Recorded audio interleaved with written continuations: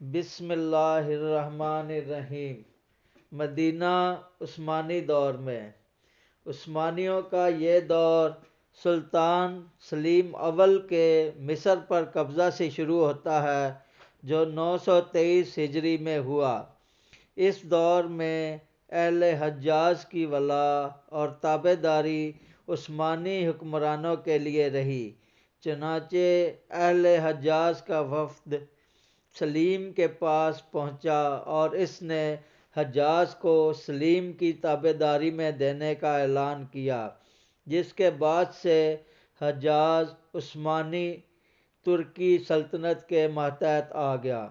اس کا صلہ ان حکمرانوں نے خوب مال و دولت سے دیا۔ کھانے پینے کی اشیاء بکثرت مدینہ منورہ روانہ کیں۔ اس خوشحالی کے سبب بہت سے اسلامی ممالک سے لوگ آ کر مدینہ منورہ میں مقیم ہو گئے۔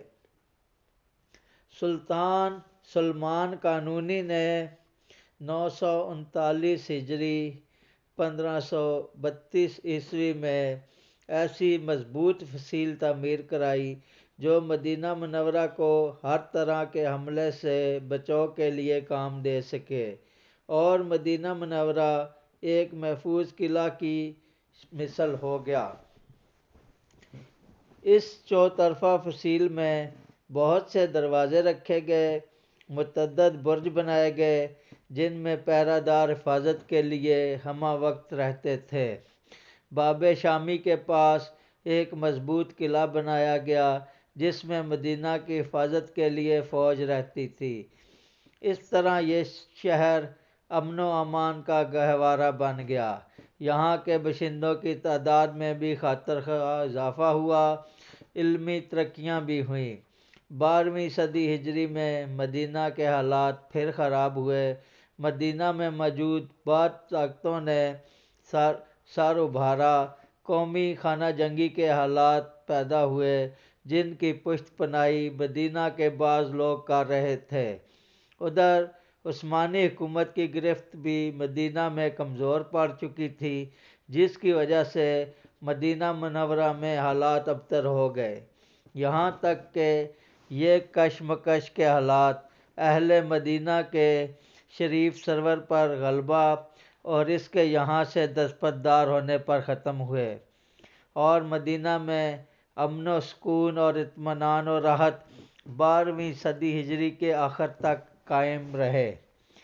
مدینہ منورہ ان حالات میں بھی پرامن رہا جب شریف غالب اور پہلی سعودی حکمرانوں کے درمیان جھڑپیں چلتی رہیں۔ واضح رہے کہ پہلی سعودی قیادت کے بانی امیر محمد بن سعود نے اصلاحی تحریک کے بانی شیخ محمد بن عبد الوہاب سے دینی و سیاسی معاہدہ کیا، جس کے تحت اصلاحی تحریک اور سعودی قیادت کے مابین باہمی تعاون آگے بڑھا، اور اس طرح اول سعودی حکومت کا دائرہ وسیع ہوا۔ چنانچہ ماہ ربیع الاول 1220 ہجری 1805 عیسوی میں سعودی قیادت کے بانی امیر محمد بن سعود نے مدینہ منورہ حاضری دی اور اہل مدینہ نے امیر کے ہاتھ پر بیعت کی۔